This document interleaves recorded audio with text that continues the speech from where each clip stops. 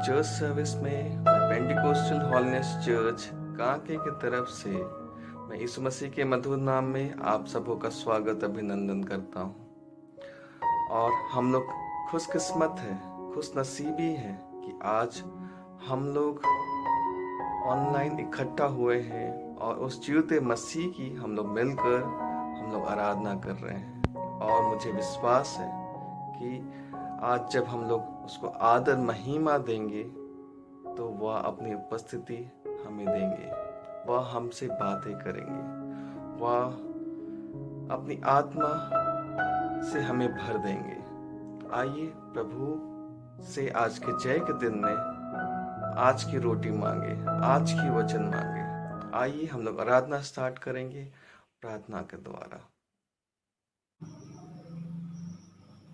सबसे पहले मैं जीत परमेश्वर को धन्यवाद देता हूँ और आप सबों को प्रभु यीशु मसीह के मधुर नाम से स्वागत करता हूँ। जय मसीह की। आइए हम लोग प्रार्थना की ओर चलते हैं। आइए हम लोग प्रार्थना करते हैं। Hallelujah hallelujah hallelujah. धन्यवाद यीशु प्यारे प्रभु जी, खुदावन पिता परमेश्वर। जय के दिनों में प्रभु जी बीते सप्ताह से लेके प्रभु जी अभी तक तूने हम सबों की रक्षा और रखवाला किया है। खुदावन पिता परमेश्वर भले चंगा रखा प्रभु जी, संभाल के रखा प्रभु जी। आपको हम धन्यवाद देते हैं और प्रभु जी आगे भी तुम संभाल के रख। खुदावन पिता परमेश्वर, आज की सुंदर और पवित्र दिनों में जो लोग प्रभु जी अपने अपने घरों में रहकर ऑनलाइन आराधना को सुनते हैं, देखते हैं प्रभु जी, उन सबों को प्रभु जी तो अभिषेक कर। खुदावन पिता परमेश्वर, मैसेज देने वाले, गीत गाने वाले सबों को प्रभु जी तू मनों को तैयार कर। खुदावन पिता परमेश्वर, आपको हम धन्यवाद देते हैं प्रभु जी। सुनाने वाले और सुनने वाले इस कलीसिया के सभी लोगों को प्रभु जी हम तेरे हाथों में सौंपते हैं। खुदावन पिता परमेश्वर, आज की आराधना को प्रभु जी शुरू से अंत तक चलाने में सहायता मदद करें, आपकी महिमा होने पाए। प्रभु जी छोटी सी प्रार्थना को उद्धार करता मुक्तिदाता यीशु मसीह के नाम से मांगते हैं, शून्य ग्रहण कीजिए, आमीन। इब्रानियों की पत्री उसके 9वें अध्याय उसके 26वें पद में बाइबल ये बताती है, जगत की उत्पत्ति से लेकर उसे बार बार दुख उठाना पड़ता, पर अब युग के अंत में वह एक बार प्रकट हुआ ताकि वह अपनी बलिदान के द्वारा पापों को दूर कर दे। आइए हम सब मिलकर गाएंगे, हो के कुर्बान हर गुनाहों से।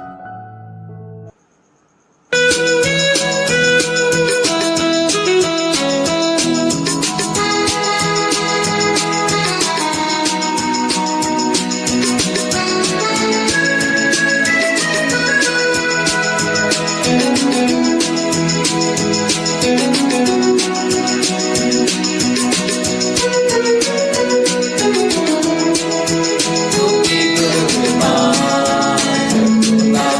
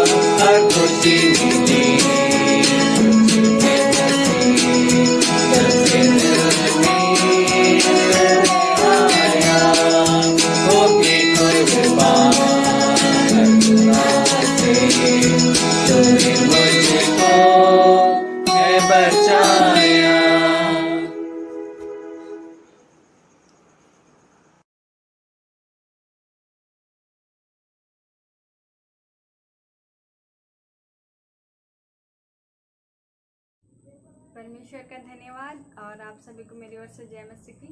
और सचमुच परमेश्वर ने हम सभी को सप्ताह भर संभाले रखा और फिर से हम सभी को एक जगह इस संडे आराधना में इकट्ठा किया। परमेश्वर का धन्यवाद करेंगे।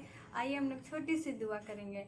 हालेलुया। प्रभु तेरा धन्यवाद करते हैं मेरे खुदावन परमेश्वर रासा। प्रभु तूने सप्ताह भर संभाले रखा हम सभी को। प्रभु तेरा धन्यवाद करते हैं रासा। और परमेश्वर राजा फिर से प्रभु इस समूह प्रभु तेरी आराधना में फिर से लाया। प्रभु तेरा धन्यवाद करते खुदावन परमेश्वर राजा। और सचमुच पिता प्रार्थना करते हैं भजन सहायता के लिए। प्रभु हे पिता परमेश्वर राजा, इस भजन सहायता में तू बहुताय की आशीष को देना मेरे खुदावन परमेश्वर राजा। और प्रभु इस समय तेरे वचन को सुनने के लिए जो लोग आए हैं परमेश्वर आशा, प्रभु उन सभी को आपके हाथ में सौंपते मेरे खुदावन परमेश्वर आशा। वो परमेश्वर आपकी वचन से प्रभु बहुताय की आशीष को पाने पाए परमेश्वर आशा। और उनके जीवन के कमी घटी के अनुसार प्रभु तू उनसे बातचीत करना मेरे खुदावन परमेश्वर आशा।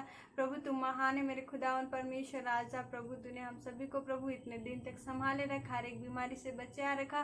प्रभु तेरा धन्यवाद करते हैं राजा। प्रभु तेरा धन्यवाद करते खुदावन परमेश्वर राजा। और प्रभु ये छोटी सी दुआ प्रभु तेरे जीवित पुत्र यीशु के नाम से मांगते हैं, सुन के सर्वलिंग में ग्रहण करते हैं, आमीन।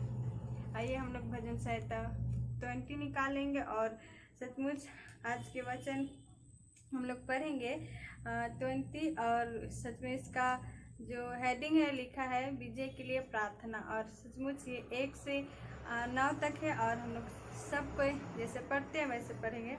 संकट के दिन यहोवा तेरी सुन ले, याकूब के परमेश्वर का नाम तुझे ऊंचे स्थान पर नियुक्त करे। वह पवित्र स्थान से तेरी सहायता करे और सियोन से तुझे संभाल ले। वह तेरे सब हम बलियों और को स्मरण करे और तेरे होम बलियों को ग्रहण करे। वह तेरे मन की इच्छा पूरी करे और तेरी सारी युक्ति को सफल करे। तब हम तेरे उद्धार के कारण ऊंचे स्वर से हर्षित होकर गाएंगे और अपने परमेश्वर के नाम का झंडा खड़े करेंगे। यहोवा तुझे मुंह मांगा वरदान दे। अब मैं जान गया कि यहोवा अपनी अभिषिक्त का उद्धार करता है। वह अपने दाहिने हाथ से उद्धार करने वाला पराक्रम से और अपने पवित्र स्वर्ग पर से सुनकर उत्तर देगा। किसी को रथों की और किसी को घोड़ों का भरोसा है, परंतु हम तो अपने परमेश्वर यहोवा की ही का नाम लेंगे। वे तो झुक गए और गिर पड़े, परंतु हम उठे और सीधे खड़े हैं। हे यहोवा बचा ले, जिस दिन हम पुकारे तू महाराजा हमें उत्तर दे। सचमुच ये बहुत सुंदर परमेश्वर का वचन है और सचमुच हम लोग इसे अध्ययन करेंगे। और सचमुच यहाँ पहला अध्याय में लिखा है, संकट के दिन यहोवा तेरी सुन ले, याकूब के परमेश्वर का नाम तुझे ऊंचे स्थान पर नियुक्त करे। सचमुच संकट के दिन में हम लोग आज सभी मिलके परमेश्वर से प्रार्थना कर रहे हैं संकट के दिन में कि परमेश्वर हम सभी को संभाले रखे और सुरक्षित रखे। और सचमुच परमेश्वर ने हम सभी को संभाले रखा है और ऊंचे स्थान में रखा है और सचमुच हम लोग को कुछ हानि नहीं होने दे रहा है। और दूसरा अध्याय में कहता है, वह पवित्र स्थान से तेरी सहायता करे और सियोन से तुझे संभाले। सच में वो अपने पवित्र स्थान से हम लोग को सहायता करता है और स्वर्ग से हम लोग को संभालता है। हम लोग को कोई भी बात का कमी घटी नहीं होने देता है और सचमुच परमेश्वर हम लोग को सहायता करता है। और तीसरे अध्याय में कहता है, वह तेरे हम बलियों को स्मरण करे और तेरे होम बलियों को ग्रहण करे। सचमुच हम लोग इस समय अभी कितना प्रार्थना सब हर एक कोई प्रार्थना कर रहे हैं हम लोग सबको और परमेश्वर हम लोग की प्रार्थना को सुन रहा है। और सचमुच परमेश्वर इस समय संकट के समय हम सभी को उत्तर दे रहा है और सचमुच हम लोग को हर एक प्रार्थना को परमेश्वर सुनता है, क्योंकि परमेश्वर कभी भी अपने कान को हम ही लोग की ओर लगाए रहता है। और सचमुच हम लोग प्रार्थना करते हैं, परमेश्वर हमें उत्तर देता है और सहायता करता है। और चौथा अध्याय में कहता है, वह तेरे मन की इच्छा पूरी करे और तेरी सारी युक्ति सफल करे। सच में परमेश्वर हम लोग इस हर एक मन में हम लोग जो सोचते हैं, हम लोग सोचते भी नहीं है कि हम लोग को ये हम लोग कर पाएंगे, लेकिन परमेश्वर हमेशा हम लोग की सहायता रहता है। वो हम लोग को मनोरथों को जानता है, हम लोग की इच्छा को जानता है, और सचमुच परमेश्वर हम सभी को इच्छा को पूरा करता है। हम लोग सोचते भी नहीं कि ये हो पाएगा, लेकिन परमेश्वर सचमुच अद्भुत है, वो महान है, और सचमुच उसकी करुणा सदा के लिए है, और हम सभी के साथ रहता है, और सचमुच हम सभी की युक्ति को सफल करता है। और 5वां अध्याय में लिखा हुआ है, तब हम तेरे उद्धार के कारण ऊंचे स्वर्ग से हर्षित होकर गाएंगे। सचमुच परमेश्वर हम सभी की इच्छा को पूरा करता है, और हम लोग सचमुच खुशी से परमेश्वर की नाम की महिमा गाते हैं। और कहता है, और अपने परमेश्वर के नाम से झंडे खड़े करेंगे, यहोवा तुझे मुंह मांगा वरदान दे। सचमुच परमेश्वर हम सभी को मुंह मांगा वरदान देता है। हर एक कमी घटी को परमेश्वर हम सभी को पूरा करता है। और 6वां अध्याय में कहता है, अब मैं जान गया कि यह अपनी अभिषिक्त का उद्धार करता है। वह अपने दाहिने हाथ के उद्धार करने वाले पराक्रम से अपने पवित्र स्वर्ग पर से सुनकर उसे उत्तर देता है। सच में अपने बेटा बेटी की आवाज़ को सुन के परमेश्वर अपने स्वर्ग से सच में परमेश्वर उत्तर देता है, और हम लोग के हर एक प्रार्थना को उत्तर देता है, और हम लोग हर एक मनोरथ को परमेश्वर पूरा करता है।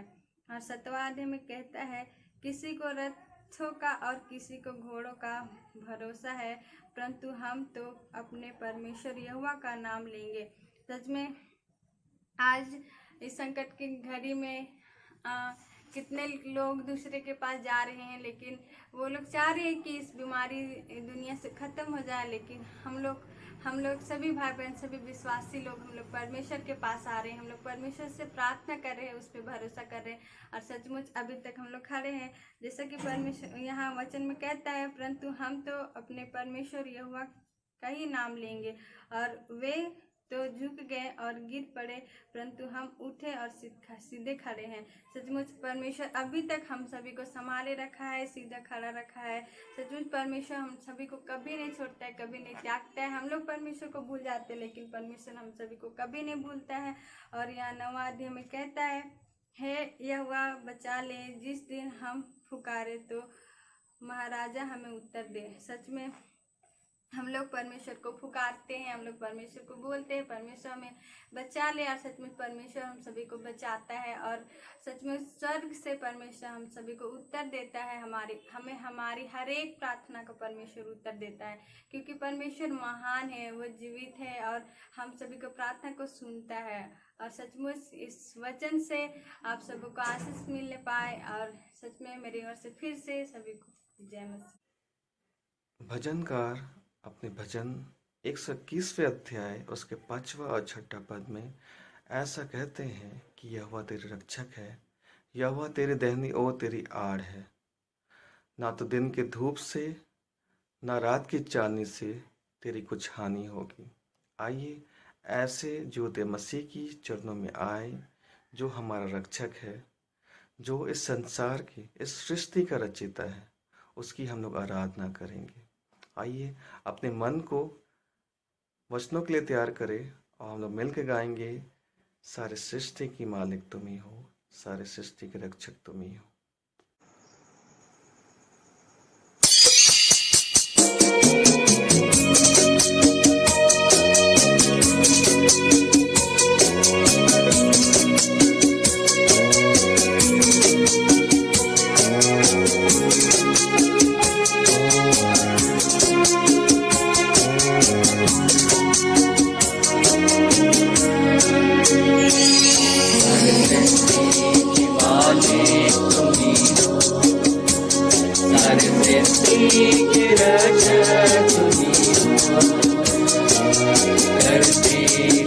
तुझको सादर प्रणाम, नासीब तेरे मन का,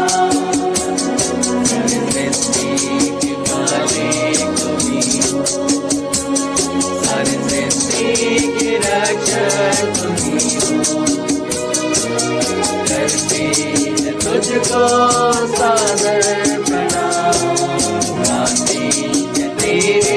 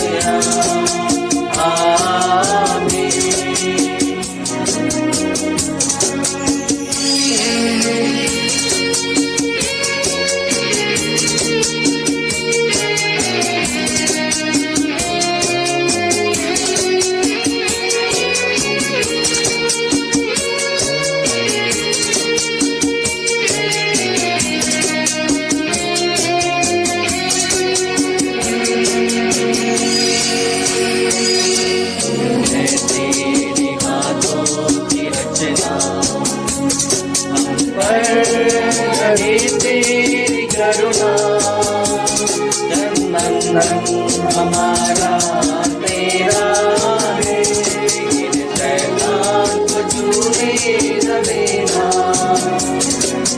है तेरे हाथों की रचना हम पर रहे तेरी करुणा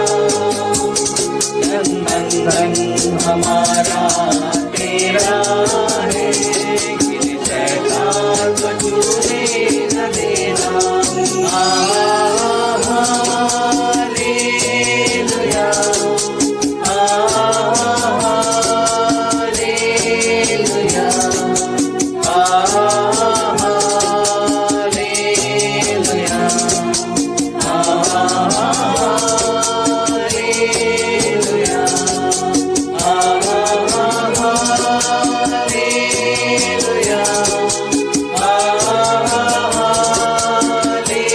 हालेलुया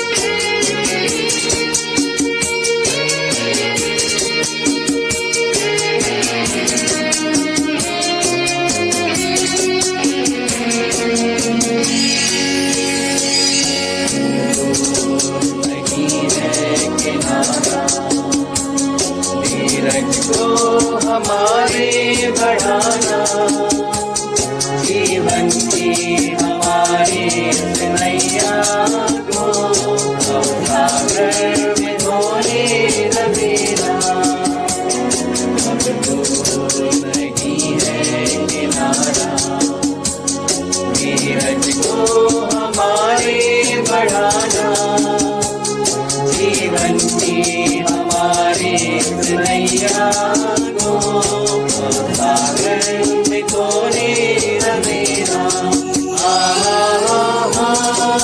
हालेलुया हालेलुया हालेलुया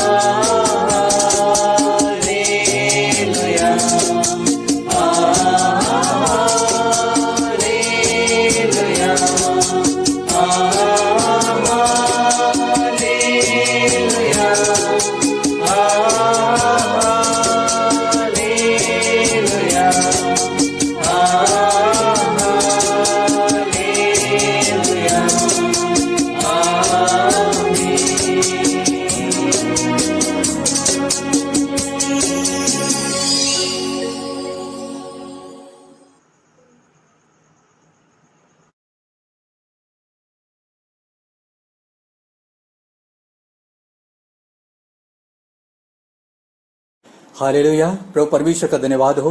आज फिर एक बार हम लोग भिन्न भिन्न जगह से एक साथ जुड़े हुए हैं कि परमेश्वर की आराधना करें, उसकी महिमा करें। आइए, परमेश्वर का वचन हमारे पांव के लिए दीपक और हमारे मार्ग का उजाला है, और इसलिए आइए हम परमेश्वर के वचनों में से कुछ बातों को सीखें। और आज का हमारा विषय है, क्या मैं अपने भाई का रखवाला हूँ।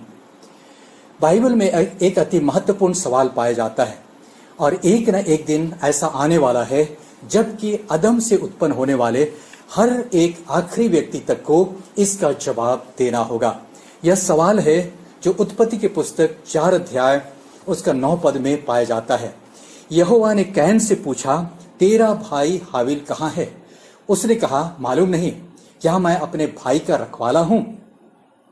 परमेश्वर ने यह सवाल अदम के पहले पुत्र कैन से किया था, क्योंकि उसका बलिदान अस्वीकृत हो गया और बहुत गुस्से में था।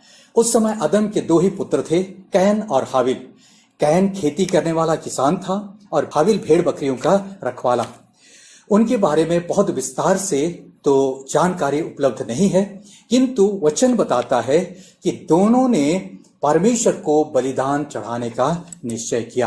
कैन ने अपने खेत से अन्न लाकर बलिदान चढ़ाया, और हाबिल ने भेड़ बकरियों में से कुछ को ला करके उसने बलिदान चढ़ाया। परमेश्वर ने हाबिल का बलिदान तो ग्रहण किया, पर कैन का नहीं।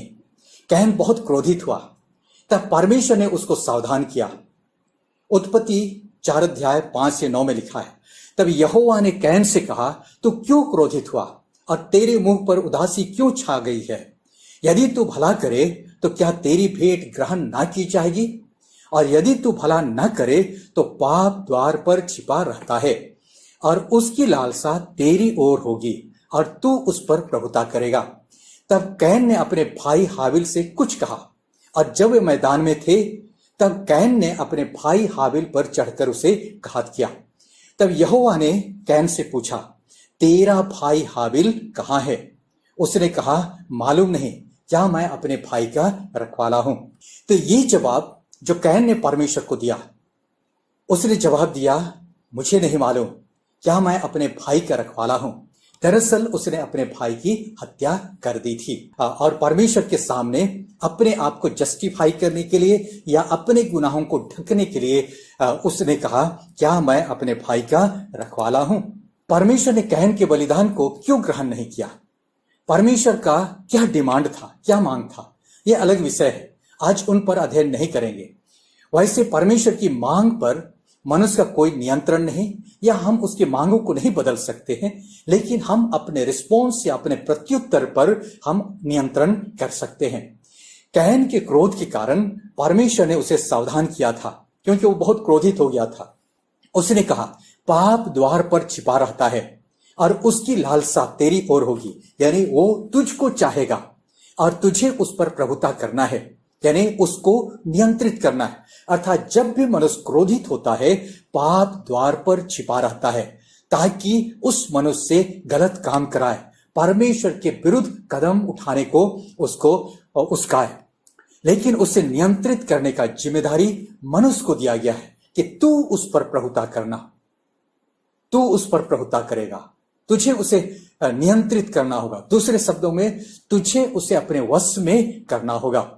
कुछ लोगों का सवाल होता है कि यदि परमेश्वर को पता था कि कैन अपने भाई हाबिल की हत्या करेगा तो उसने क्यों नहीं रोका? यह भी अलग विषय है। केवल आज इतना ही जानिए कि परमेश्वर ने मनुष्य को चुनाव करने की स्वतंत्रता दी है और इस स्वतंत्रता को वो नहीं छीनता है, लेकिन वह मनुष्य उसके नतीजे से स्वतंत्र नहीं है। परमेश्वर के सवाल के जवाब में कैन का प्रत्युत्तर था, क्या मैं अपने भाई का रखवाला हूं? प्रिय मित्र, हम सामाजिक प्राणी हैं, हम समाज में रहते हैं। आए दिन कुछ ऐसी बातें होती रहती है जो हमारी भावनाओं को ठेस पहुंचाता है। हमारे लिए भी वही सिद्धांत या वही निर्देशन है कि तू अपने क्रोध को अपने वश में करना। क्योंकि हम अपने मामले में किसी की हत्या तो नहीं करते हैं, इसलिए हमें पता नहीं चलता है कि हमसे कुछ गलत भी हो रहा है। आइए कैन के प्रत्युत्तर से कुछ बातों को हम सीखें। उसका प्रत्युत्तर क्या था? क्या मैं अपने भाई का रखवाला हूं? आइए हम भी अपने आप से सवाल करें, क्या मैं अपने भाई का रखवाला हूं? तो ये भाई शब्द लिखा हुआ है, तो हाबिल कैन का भाई था।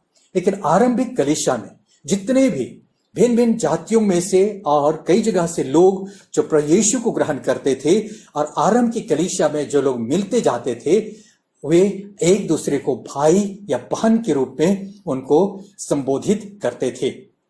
एक दूसरे को वो लोग भाई कहते थे। अब रहा सवाल, क्या मैं अपने भाई का रखवाला हूं? या दूसरे शब्दों में, क्या अपने भाई के प्रति मेरी कोई जिम्मेदारी है? अब जबकि हम मसीह की कलीसिया में पाए जाते हैं, तो एक एक व्यक्ति, एक एक विश्वासी, उसके प्रति क्या हमारी कुछ जिम्मेदारी है? या जिस समाज में रहते हैं हमारी क्या जिम्मेदारी है? क्योंकि इस प्रश्न का जवाब न्याय के दिन हर एक व्यक्ति को देना होगा। क्या इस संसार में जिस कलीसिया या समाज में हम रहते हैं उसमें एक दूसरे के प्रति हमारी कोई जवाबदेही बनती है? यदि बनती है तो कैसे बनती है? क्या हमें एक दूसरे की चिंता करनी चाहिए? तो क्यों करनी चाहिए? आइए परमेश्वर के वचनों के आधार पर इसका उत्तर ढूंढें। वचन क्या कहता है? लुका की इंजील उसका 10 अध्याय का 27 पद में लिखा है, उसने यानी यीशु ने उत्तर दिया कि तू प्रभु अपने परमेश्वर से अपने सारे मन और सारे प्राण और अपनी सारी शक्ति और अपनी सारी बुद्धि के साथ प्रेम रख, और अपने पड़ोसी से अपने समान प्रेम रख। प्रेम रखने के लिए आज्ञा दी गई है। तो इसी प्रेम शब्द में हमारी सारी जिम्मेदारी उसमें समाहित है और उसी में सारी जिम्मेदारी आ जाती है। तो आइए अब हम किस रीति से हम एक दूसरे की जिम्मेदारी उठाएं या हम एक दूसरे से प्रेम रखें, इस संबंध में प्रभु का वचन का निर्देश है। यीशु ने खुद भी आज्ञा दिया कि हम एक दूसरे से प्रेम रखें। यूहन्ना की इंजील 13 अध्याय 34 से 35 में लिखा है, मैं तुम्हें एक नई आज्ञा देता हूं कि एक दूसरे से प्रेम रखो। जैसा मैंने तुमसे प्रेम रखा है वैसे ही तुम भी एक दूसरे से प्रेम रखो। यदि आपस में प्रेम रखोगे तो इसी से सब जानेंगे कि तुम मेरे चेले हो। यदि आपस में प्रेम रखोगे तो इसी से सब जानेंगे कि तुम मेरे चेले हो। जैसे हमने पहले ही पढ़ा कि प्रेम परमेश्वर का गुण है। परमेश्वर प्रेम है और परमेश्वर हम में बसता है। इसका यही प्रमाण है कि कई विषमताओं और कई ऐसे परिस्थितियों के बावजूद भी एक दूसरे के साथ हम प्रेम रखते हैं। यूहन्ना की इंजील 15 अध्याय उसका 12 और 17 में लिखा है, मेरी आज्ञा यह है कि जैसा मैंने तुमसे प्रेम रखा है वैसे ही तुम भी एक दूसरे से प्रेम रखो। इससे बड़ा प्रेम किसी का नहीं कि कोई अपने मित्रों के लिए प्राण दे। ये बात तो स्वयं प्रभु यीशु के बारे लिखा है, जिसने हमसे प्रेम किया और प्रेम की भलाई को इस रीति से प्रकट किया कि जब हम उसके योग्य नहीं थे, जब हम पापी ही थे, तो मसीह हमारे लिए मरा। प्रेम शब्द को लोगों ने इन दिनों बिगाड़ दिया है, उसको गलत अर्थों में, नेगेटिव अर्थों में लेते हैं। लेकिन प्रेम परमेश्वर का गुण है और वो चाहता है कि उसका गुण हमारे द्वारा प्रकट हो। और प्रेम का सही मायना तब आता है जब नेगेटिव परिस्थितियों में, नकारात्मक परिस्थितियों में भी हम अपने प्रेम को दूसरों के प्रति हम प्रकट करें।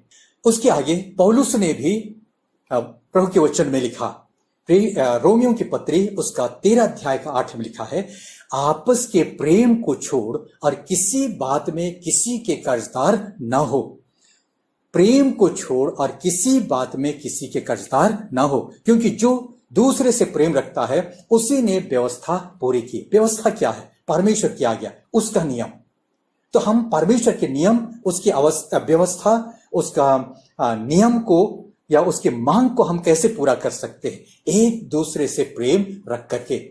पहला थिस्सलुनीकियों 4 अध्याय उसका 9 पद, किंतु भाईचारे की प्रीति के विषय में यह अवश्य नहीं कि मैं तुम्हारे पास कुछ लिखूं, क्योंकि आपस में प्रेम रखना तुमने आप ही परमेश्वर से सीखा है।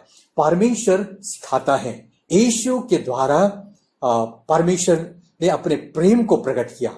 जैसे यूहन्ना की इंजील उसका 3:16 में लिखा है, परमेश्वर ने जगत से ऐसा प्रेम रखा कि उसने अपना इकलौता पुत्र दे दिया, ताकि जो कोई उस पर विश्वास करे वह नाश न हो परंतु अनंत जीवन पाए।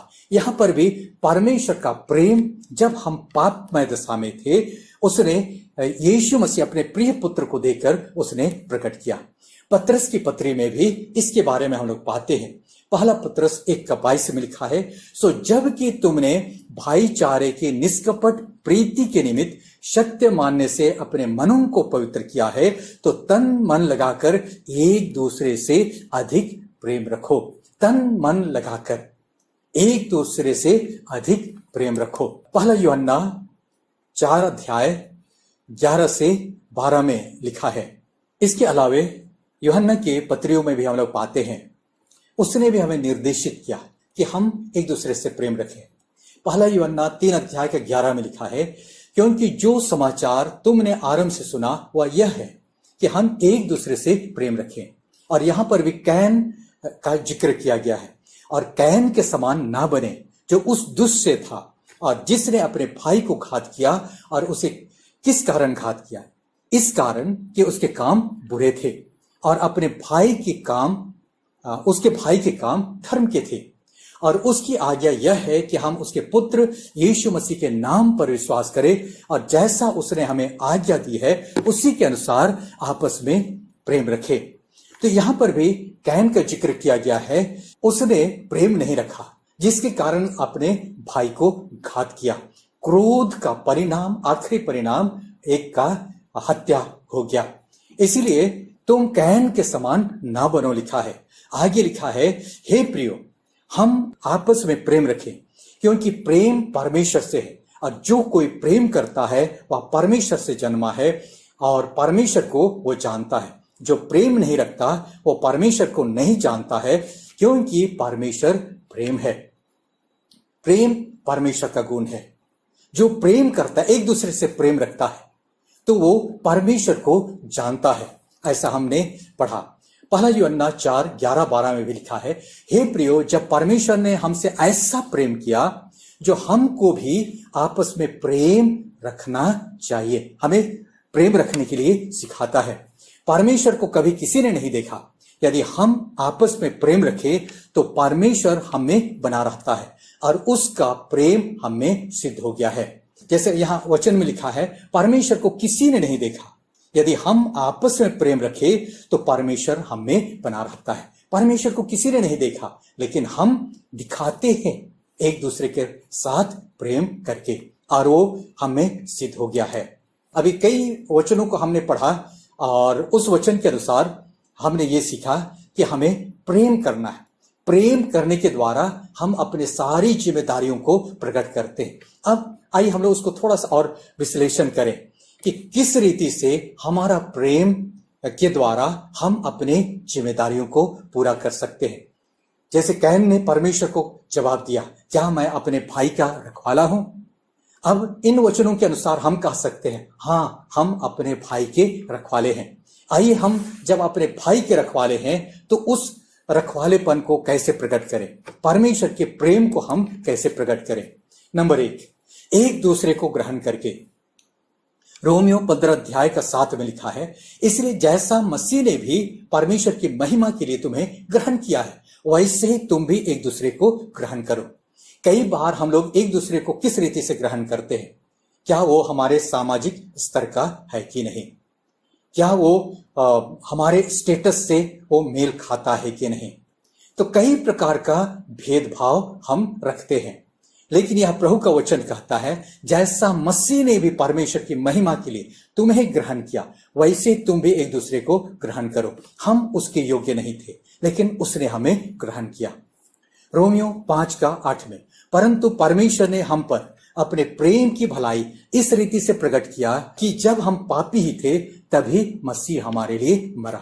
यानी हम पापी ही थे, उसके योग्य नहीं थे, तब मसीह हमारे लिए बलिदान हुआ।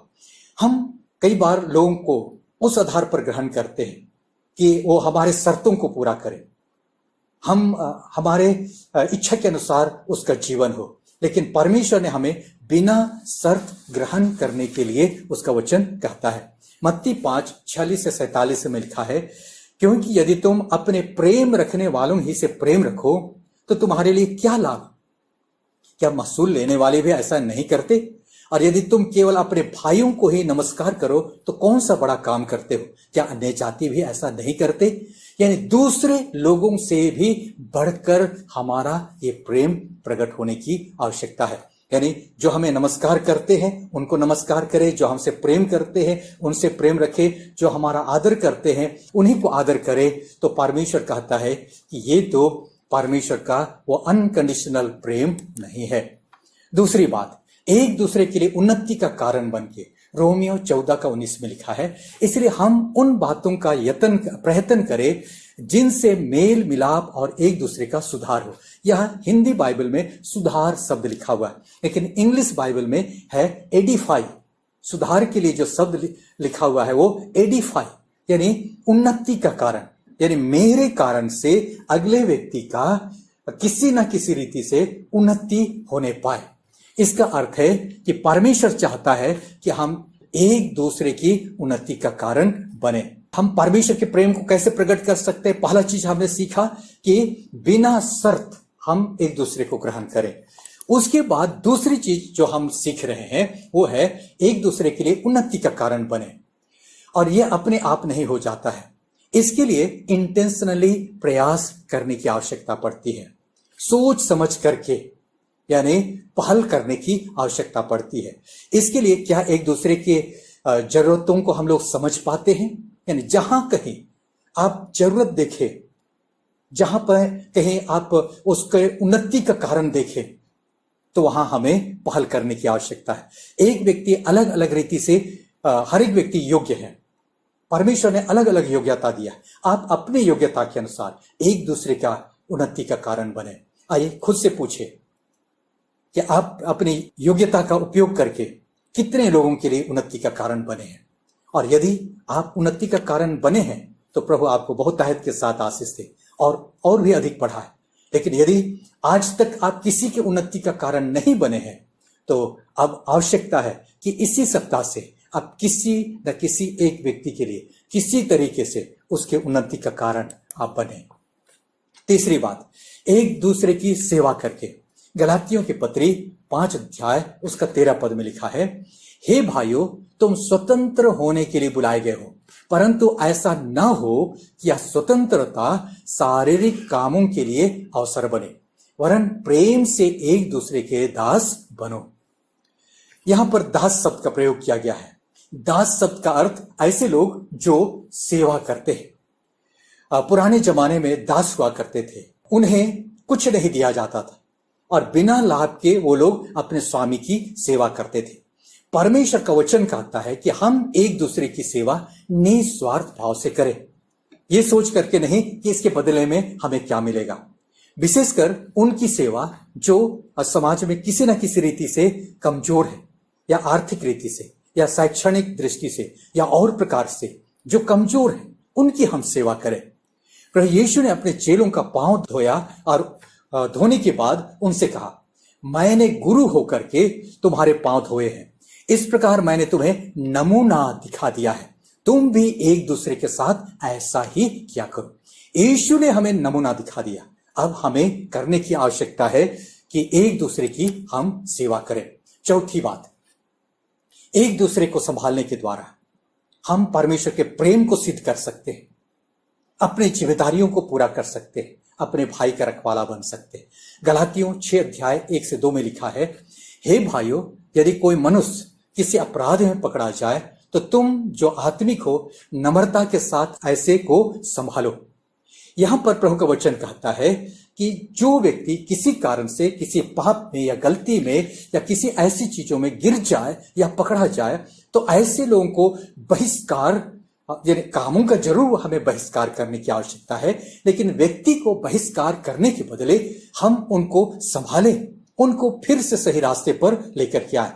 अपने बीच में से हो सकता है कई लोग समय समय पर जो विश्वास से भटक जाते हैं, किसी पाप में गिर जाते हैं। हमारा फर्ज बनता है कि हम ऐसे मामलों में लापरवाही ना बरते, ना ही उनको हम दुत्कारे, सावधानी बरते और देर ना करें, उनको संभाले और उनको प्रभु में फिर से रिस्टोर करें। वचन कहता है याकूब की पत्री 5 अध्याय 19 से 20 में लिखा है, हे मेरे भाइयों, यदि तुम में से कोई सत्य के मार्ग से भटक जाए और कोई उससे फेर लाए तो वह यह जान ले कि जो कोई किसी भटके हुए पापी को फेर लाएगा वह एक प्राण को मृत्यु से बचाएगा और अनेक पापों पर पर्दा डालेगा। यानी जब आप एक के भटके हुए व्यक्ति को आप सही रास्ते पर लाते हैं तो एक व्यक्ति को आप नरक की आग से आप बचाते हैं, मृत्यु से उसके प्राण को आप बचाते हैं,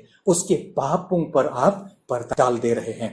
तो आइए इसके बाद 5वीं बात कि हम अपनी जिम्मेदारी को कैसे उठाएं, कैसे हम अपने भाई का रखवाला होने का काम को हम सिद्ध करें, कैसे परमेश्वर के प्रेम को हम सिद्ध करें। गलातियों 6 अध्याय 1-2 पद उसी को जिसको हमने पढ़ा था, थोड़ा सा और आगे तक पढ़ेंगे। यहां लिखा है, हे भाइयों, यदि कोई मनुष्य किसी अपराध में पकड़ा जाए तो तुम जो आत्मिक हो नम्रता के साथ ऐसों को संभालो और अपनी भी चौकसी रखो कि तुम भी परीक्षा में ना पड़ो। कई बार ऐसे समय में हमारे लिए भी चौकस रहने की आवश्यकता है कि हम भी पाप में गिर सकते हैं। तुम एक दूसरे का भार उठाओ और इस प्रकार मसीह की व्यवस्था को पूरा करो। संभालने के द्वारा, एक दूसरे का भार उठाने के द्वारा। इस संसार में जिन्हें हम कई बार अपनी संपत्ति समझते हैं वे हमारी नहीं है, उसका स्वामित्व हमारे पास नहीं लेकिन परमेश्वर के पास है। उसने हमें दिया कि हम उसका उपयोग सही रीति से करें, इस रीति से करें जिससे कि उसकी महिमा हो। पहला यूहन्ना 13:17-18 में लिखा है, जिस किसी के पास संसार की संपत्ति हो और वह अपने भाई को कंगाल देखकर उस पर तरस खाना ना चाहे, तो वह उसमें परमेश्वर का प्रेम क्यों कर बना रहेगा। हे बालकों, हम वचन और जीभ ही से नहीं पर काम और सत्य के द्वारा भी प्रेम रखें। तो इस रीति से यदि मेरे पास पर्याप्त मात्रा में है और कोई हमारा भाई या तो प्रभु में एक विश्वासी जन जो कई प्रकार की घटी में पाया जाता है, अब मेरा फर्ज बनता है कि मैं उसका भार उठाने का अर्थ यह है कि अपने इन आशीषों में, अपने योग्यताओं में, इन धन संपत्ति में से उसकी सहायता करूं। तो इस रीति से हम कह सकते हैं, जैसे कैन ने कहा, क्या मैं अपने भाई का रखवाला हूं। प्रभु का वचन कहता है, हाँ हम जवाबदेह हैं, हम रखवाले हैं, तो हम एक दूसरे का भार उठा सकते हैं। तो पिछले दिनों हमारे एक मित्र ने एक व्हाट्सएप का संदेश भेजा। उसमें कुवैत के सबसे अमीर व्यक्ति का नाम को लेकर उसमें कुछ लिखा था कि वह अपने असली मकान को चला गया और सब कुछ यहीं छोड़ गया। ये वाला संदेश थोड़ा सा अटपटा लगा। मैं उत्सुकतावश उसको आगे देखने लगा। उसके नीचे एक ताजा कब्र चित्र था और उसके आगे उसकी बेशुमार दौलत का फोटो लगा हुआ था। तो ठीक वैसे ही इस संसार का जो कुछ भी धन दौलत यही रह जाएगा, किसी काम का नहीं आएगा। इसलिए समय रहते आइए हम एक दूसरे का भार उठाने के लिए उसको काम में लाए। आइए, इस संसार में सब कुछ छूट जाएगा, छूटने से पहले उसका हम सदुपयोग करें कि परमेश्वर को उससे महिमा मिले। छठवीं बात, एक दूसरे को क्षमा करके हम अपनी जिम्मेदारी को पूरा कर सकते हैं। इफिसियों 4:32 में लिखा है, और एक दूसरे पर कृपाल और करुणामय हो, और जैसे परमेश्वर ने मसीह में तुम्हारे अपराध क्षमा किए हैं, वैसे तुम भी एक दूसरे के अपराध क्षमा करो। मत्ती 18 उसका 21 से 33 में लिखा है। यहां पर पतरस ने यीशु से पूछा, हे प्रभु, यदि मेरा भाई अपराध करता रहे तो मैं कितनी बार उसको क्षमा करूं? क्या 7 बार तक? ऐसा लगता है कि पतरस का अपने भाई के साथ बहुत अच्छा नहीं चल रहा था। आम जिंदगी में प्राय हम भी इस प्रकार के कई सवालों से जूझते हैं कि हम कितनी बार क्षमा करें। क्षमा करते करते थक गए। यीशु ने हाँ या ना में उत्तर देने के बदले एक दृष्टांत कहा। उस दृष्टांत में एक व्यक्ति राजा से 10,000 तोड़े धरता था, यानी ढेर सारे चांदी के सिक्के धरता था, यानी उसके कर्जदार था। उसके पास चुकाने को कुछ नहीं था उस समय जब राजा उसे लेखा लेने लगा।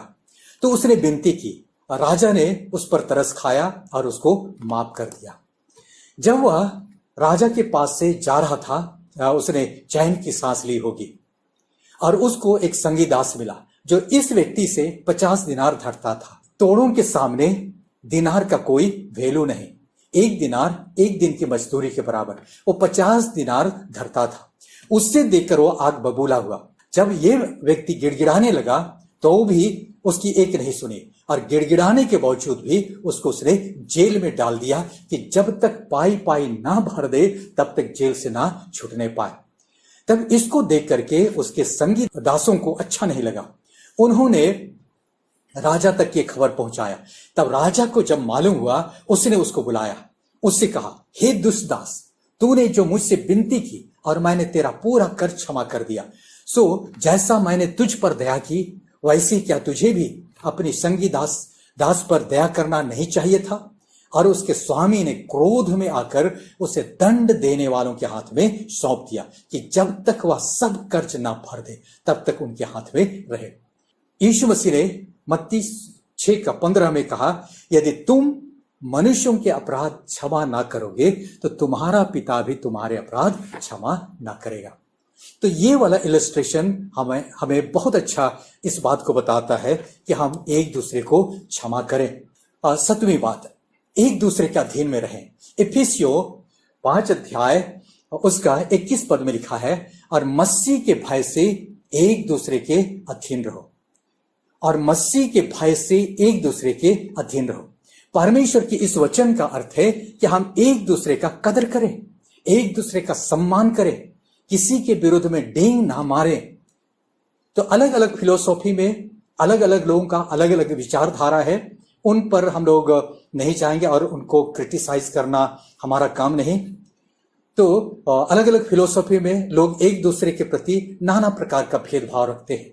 कुछ लोग तो जन्मजात श्रेष्ठ कहलाते हैं, चाहे उनके काम चाहे जितने भी बुरे हों, और कुछ लोगों को वो लोग जन्मजात निकृष्ट समझते हैं, चाहे उनके काम कुछ भी हों, उन्हें कभी भी अच्छाई की श्रेणी में नहीं रख सकते हैं। लेकिन परमेश्वर के वचन के अनुसार हम मसीह के देह के अंग हैं। देह के सारे अंग देह के होते हैं और देह के लिए काम करते हैं, और कोई नीचा घटिया या कोई अच्छा अंग नहीं होता है। शरीर को सबकी आवश्यकता पड़ती है।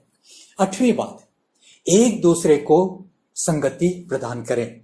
इब्रानियों 10 अध्याय 24-25 में लिखा है, और प्रेम और भले कामों में उत्साहित करने के लिए एक दूसरे की चिंता करें और एक दूसरे के साथ इकट्ठा होना ना छोड़े, जैसे कि कितनों की रीति है, पर एक दूसरे को समझाते रहे, और ज्यों ज्यों उस दिन को निकट आते देखो त्यों त्यों और भी अधिक यह किया करो। लकड़ियां एक साथ अच्छी तरह जलती है, पर एक लकड़ी को अलग निकाल देने पर आग बुझ जाती है। वैसे हम मसीहों का जीवन भी हमें परमेश्वर ने एक संगति में लाया, जिसको कलीसिया कहते हैं। कलीसिया में रह करके हम आत्मिक रूप से आगे बढ़ते हैं, लेकिन अलग होकर के हम ठंडे हो जाते हैं। तो एक दूसरे को हम संगति दिया करें। परमेश्वर का राज का डिजाइन ही ऐसा है। कलीसिया विश्वासियों की संगति है। संगति आत्मिक विकास को लेकर के आता है। आइए 9वीं बात, एक दूसरे की पहुनाई करें।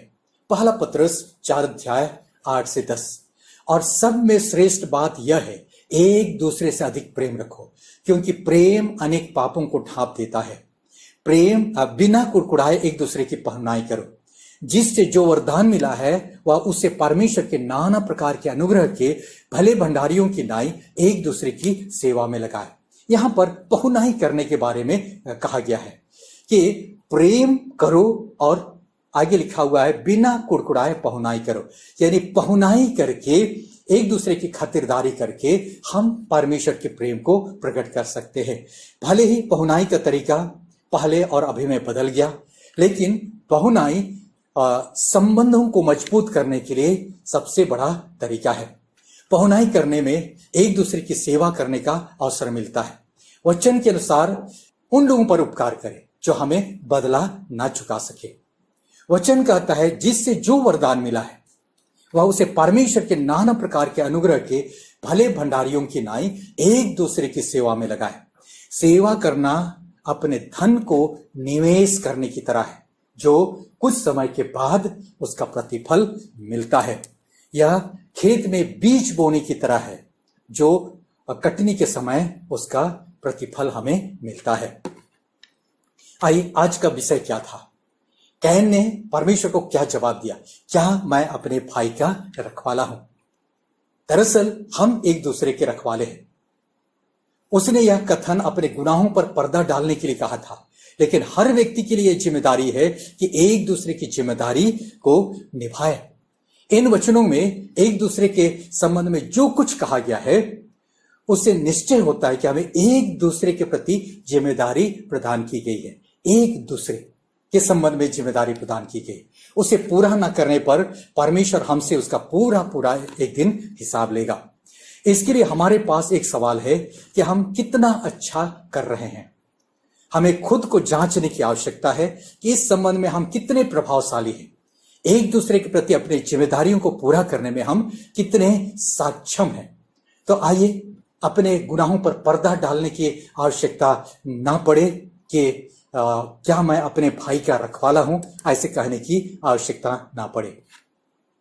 वैसे बाइबल में प्रेरितों के काम नाम की पुस्तक का आरंभिक कलीसिया के व्यवहारों के बारे में लिखा हुआ है, जो कि हमारे लिए आदर्श प्रस्तुत करते हैं।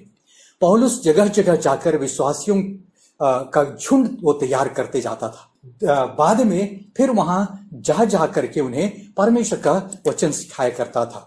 उसी क्रम में एक बार वो जा रहा था, इसका वर्णन है प्रेरितों के काम 20 अध्याय 7 से 12 में।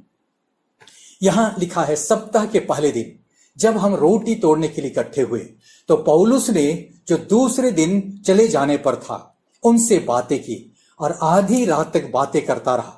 जिस अटारी पर हम इकट्ठे थे उसे बहुत से दिए जल रहे थे और यूतुखुस नाम का एक जवान खिड़की पर बैठा हुआ गहरी नींद से झुक रहा था। और जब पौलुस देर तक बातें करता रहा तो वह नींद के झोंके में तीसरी अटारी पर से गिर पड़ा और मरा हुआ उठाया गया। परंतु पौलुस उतरकर उसे लिपट गया और उसे गले लगाकर कहा, घबराओ नहीं, क्योंकि उसका प्राण उसी में है। और ऊपर जाकर रोटी तोड़ी और खाकर इतनी देर तक उनसे बातें करता रहा कि पांव फट गए। फिर वह चला गया और वे उस लड़के को जीवित और ले गए और बहुत शांति पाई। यहां पर पौलुस का रिस्पॉन्स जो हमारे लिए आदर्श प्रस्तुत करता है। यहां पर प्रथम कलीसिया के लोगों का जो रिस्पॉन्स था उसके द्वारा हम कुछ बातों को सीखे। आराधना चल रही थी, पौलुस आया हुआ था, उनको उपदेश दे रहा था, देर तक उनको वचन सिखा रहा था। यह लिखा हुआ आधी रात तक। यहां पर इन लोगों के हिम्मत को भी दाद देना होगा। शाम से लेकर आधी रात तक परमेश्वर के वचन को सुन रहे थे, यानी इनके अंदर में इतनी भूख थी। तब उसी बीच में यहां यूतुखुस का वर्णन है। एक नौजवान था जो खिड़की पर बैठा, गलत जगह बैठा हुआ था और नींद से झुक रहा था। ऐसा लगता है कि आगे झुका, पीछे झुका, आगे झुका, ऐसे कई देर तक वो झुक रहा था। तब लिखा है, जब पौलुस देर तक बातें करता रहा तो नींद के झोंके में तीसरी अटारी पर से गिर पड़ा और मरा हुआ उठाया गया। यहां पर हम नहीं जानते हैं कि क्यों उसने उस गलत जगह को चुना। हो सकता है भीड़ था, हो सकता है वहां ढेर लोग थे, गर्मी थी, हो सकता है बाहर भी देखना चाह रहा था या तो हवा का आनंद ले रहा था। लेकिन कुछ भी हो, गलत चुनाव उसने किया, नींद के झोंके में गिर पड़ा और मर गया। तो यहां पर पौलुस ने उस तुरंत आकर के उससे लिपट गया, गले लगाकर कहा, घबराओ मत, इसका प्राण इसी में है। और उसको जीवित वो लोग उठा करके ले गए।